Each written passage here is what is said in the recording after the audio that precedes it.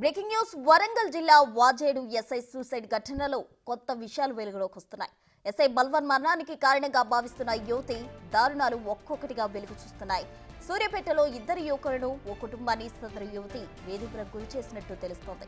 పరిచయం పెంచుకుని అప్లై పెళ్లి చేసుకుని ఆపై పెళ్లి చేసుకోవాలని వేధింపులకు పాల్పడినట్టు సమాచారం. తమ మాట వినుకుంటే ఎస్సీ ఎస్టీ అట్రాసిటీ లైంగిక వేధింపుల కేసు పెడతా అంటూ సదరు మహిళ బ్లాక్మెయిల్ చేసినట్టు తెలుస్తోంది.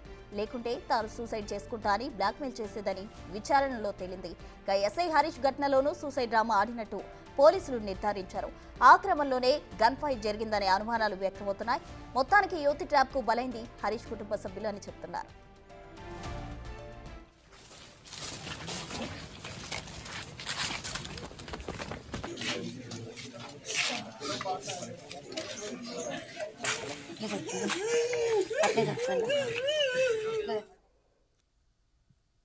వరంగల్ జిల్లా వాజేడు ఎస్ఐ సూసైడ్ ఘటనకు సంబంధించి కొత్త విషయాలు వెలుగులోకి వస్తున్నాయి. దీనికి సంబంధించి పూర్తి వివరాలు మా ప్రతినిధి వేణు అందిస్తారు. వేణు,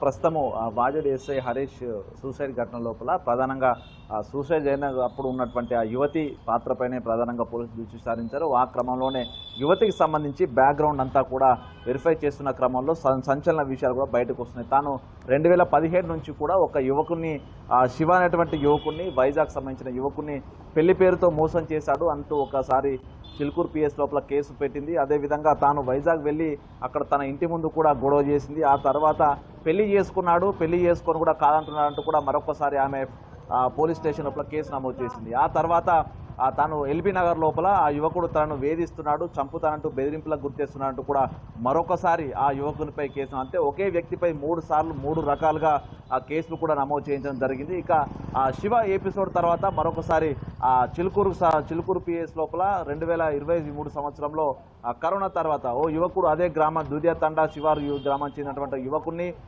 ప్రేమ పేరుతో దగ్గర చేసుకుంది. ఆ తర్వాత స్నేహం అంటూ కూడా నాటకం ఆడి ఆ తర్వాత తను పెళ్లి చేసుకుంటూ ఒత్తిడి తేవడం, ఆ తర్వాత వాళ్ళ ఇంటికి వెళ్ళి మరి తను సూసైడ్ డ్రామా ఆడింది. ఈ క్రమం లోపల తనను కాపాడినటువంటి వ్యక్తులందరూ, అదేవిధంగా ఆ యొక్క విజయ్ అనేటువంటి వ్యక్తి, వాళ్ళందరిపై కూడా ఆమె ఎస్సీ ఎస్టీ అట్రాసిటీ కేసు నమోదు చేయాలంటూ పోలీస్ స్టేషన్ మెట్లెక్కింది. సో అసలు ఆ క్రమంలో ఎస్సీ ఎస్టీకి సంబంధించి గ్రౌండ్సే లేవంటూ పోలీసులు చెప్పినా కూడా పోలీసులపై ఒత్తిడి తీసుకొచ్చి మరీ కేసు పెట్టేలా చేసింది. దాంతోపాటు ప్రైవేట్ పిటిషన్ కూడా మూవ్ చేయడం జరిగింది. అంటే తాను మొదటగా స్నేహంతో దగ్గర అవ్వడం, ఆ తర్వాత ప్రేమ పేరుతో వాళ్ళను మోసం చేయడం, ఆ తర్వాత పెళ్లి చేసుకోవాలంటూ వేధించడం, తర్వాత డబ్బులు డిమాండ్ చేయడం తన యొక్క అలవాటుగా వస్తున్నటువంటి అంశాలు అయితే బయటకు వస్తున్నాయి. ఇక దాదాపుగా మొత్తంగా 22 మందికి పైగా ఆమె ఈ విధంగా దగ్గర అవ్వడము, తన ఫోన్ నెంబర్ తీసుకోవడం, తన చుట్టుపక్కల ఫ్రెండ్స్ ఫోన్ నెంబర్లు కూడా కలెక్ట్ చేయడము, వాళ్ళతో వేధింపులకు గురి చేయడము, తర్వాత దాదాపుగా 12 పైగా సిమ్లు కూడా ఆమె యూజ్ చేస్తూ సంబంధించిన యువకుల పేర్లతో నెంబర్లు ఫీడ్ చేసుకుంటూ ఆ ఫోన్లో నుంచి తనే థ్రెటనింగ్ మెసేజ్లు కానీ తనపై వేధింపులో చేసినట్లు కూడా మెసేజ్లు పెట్టుకోవడము, ఆ తర్వాత ఆ మెసేజ్లను స్క్రీన్ షాట్లు తీసుకొని వెళ్ళి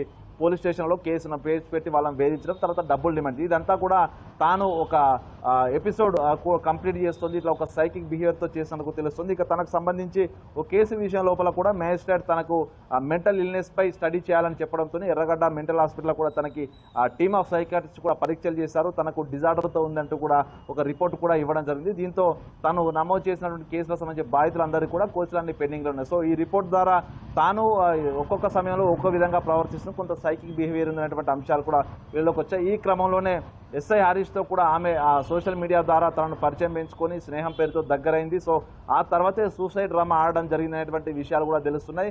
అయితే ఈ సందర్భంగానే తాను సూసైడ్ చేసుకుంటే తన ఉద్యోగం కానీ తన కుటుంబం ఇబ్బంది అవుతున్న క్రమంలోనే తనతో కాంప్రమైజ్ చేసుకోవడానికి హరీష్ ముందున్నటువంటి బాధితులు ఏ విధంగా తనతో కాంప్రమైజ్ చేసుకోవడానికి ప్రయత్నాలు చేశారో ఆ యొక్క యువతి విషయంలో కూడా హరీష్ కూడా అదే విధంగా తను నచ్చజెప్పే ప్రయత్నం చేసే క్రమం లోపలే తాను ఇద్దరి మధ్య మాట పెరగడం, యువతి తీరుతోనే తాను గన్ ఫైర్ చేసుకున్నటువంటి విషయాలు తెలుస్తున్నాయి. అయితే గన్ ఫైర్ జరిగిన సమయం లోపల గన్ను ఎవరు పట్టుకున్నారు, వెపన్ నిజంగా హరీషే ఫైర్ చేసుకున్నాడా, లేకపోతే యువతి ఫైర్ చేసిందా, లేకపోతే తానే ఫైర్ చేసుకొని చనిపోతానంటూ సూసైడ్ డ్రామా చేసే క్రమం లోపలే అది మిస్ఫైర్ అయి హరీష్కే బలి కావాల్సి వచ్చిందని కూడా ప్రధానంగా పోలీసు విచారణలో తేలాల్సింది. అయితే ఈ యొక్క హరీష్ ఘటనను చూస్తే మాత్రం ప్రధానంగా యువతులు ఏ విధంగా వల వేసి ఒక ఎపిసోడ్ ప్రకారంగా కూడా పూర్తిగా వాళ్ళకు అనుకూలంగా సాక్ష్యాలు సేకరించుకొని ఏ విధంగా బలి చేస్తున్నారు, తర్వాత డబ్బులు ఏ విధంగా డిమాండ్ చేస్తున్న అంశం కూడా ప్రధానంగా ఇప్పుడు తీవ్ర చర్చనీయాంశమైంది. ఇక ప్రధానంగా పోలీసులు కూడా ఈ కోణంలో విచారణ చేసి ప్రశ్న వేణు, మరి ఆ యువతిపై ఎటువంటి కేసులు నమోదు చేసే అవకాశం ఉందంటారు?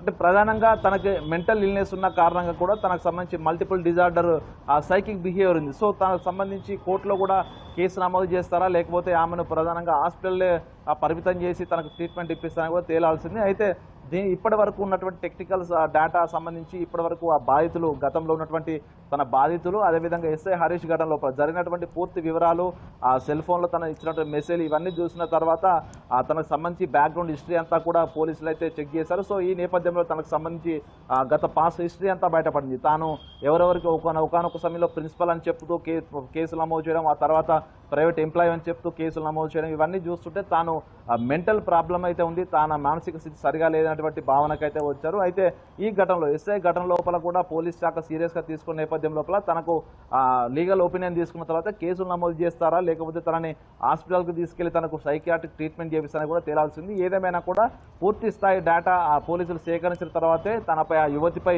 చర్యలకైతే పోలీస్ శాఖ తీసుకోవడానికైతే సిద్ధమవుతుంది. దాంతోపాటుగా ఆ యువతి మానసిక స్థితి సరిగా లేనందున తనకు సంబంధించి ఏ యొక్క యాంగిల్లో తన ముందుకు వెళ్ళాలి, ఏ యొక్క లీగల్ పాయింట్ ఏ విధంగా తీసుకోవాలని కూడా పోలీసులు తర్వాత లీగల్ ఒపీనియన్ తీసుకుని మూవ్ అయ్యే అవకాశం కనిపిస్తుంది. ఇక హరీష్ సూసైడ్ ఘటనకు సంబంధించి ఆ యువతి పాత్ర, యువతి పాస్ హిస్టరీ అంతా కూడా మరికొద్ది రోజుల్లోనే పూర్తిగా పోలీసులు అధికారికంగా ఆ పూర్తి డేటా సేకరణ బయటపెట్టే అవకాశం అయితే కనిపిస్తోంది. మొత్తంగా ఈ ఘటన లోపల ఆ పోలీసులు అయితే కాస్త పురోగతి సాధించాలని చెప్పాలి. సో మొత్తంగా వలపు వలే సూసైడ్ కారణం అనే ఘటన అయితే ప్రస్తుతం చర్చ జరుగుతుంది. కానీ తాను సూసైడ్ చేసుకున్నాడా, తాను ఆ యువతి ఫైర్ చేసినది కూడా తెలిస్తే తనపై ఏ విధమైనటువంటి ముందుకెళ్లేది కూడా తెలిసే అవకాశం అయితే ఉంది ప్రస్తుతం.